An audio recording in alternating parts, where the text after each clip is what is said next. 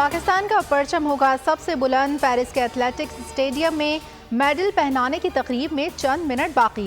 Arshad Nadeem victory stand پر سب سے اوپر کھڑے ہوں گے۔ فاتح ایتھلیٹ کو طلائی تمغے سے نوازا جائے گا۔ اسٹیڈیم میں صرف پاکستان کا ترانہ گونجے گا۔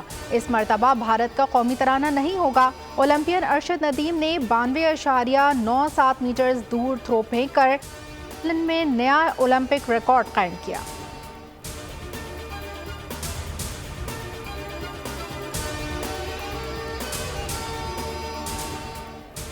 ہر طرف خوشیاں، مسرتیں، مبارکبادیں، پاکستان میں جشن جاری۔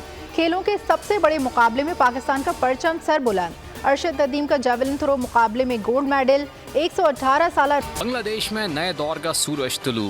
عبوری حکومت کے سربراہ ڈاکٹر محمد یونس ڈھاکہ پہنچ گئے۔ ایئرپورٹ آمد پر پہلے خطاب میں آپ دیدہ ہو گئے۔ کہا واپس ڈھاکہ آ کر خوشی محسوس ہو رہی ہے۔ یہ بھی کہا کہ حسینہ واجد کو محفوظ راستہ دینا حماقت تھی۔ ڈاکٹر یونس نے کہا ہمیں اپنی آزادی کا تحفظ کرنا اور امن قائم کرنا ہے۔ بھارت اپنی خارجہ پالیسی پر نظر ثانی کرے۔ سازش کے تحت بنگلہ دیش میں اقلیتوں پر حملے کیے گئے۔ اس سے بچنے کے لیے حکمت عملی بنانا ہوگی۔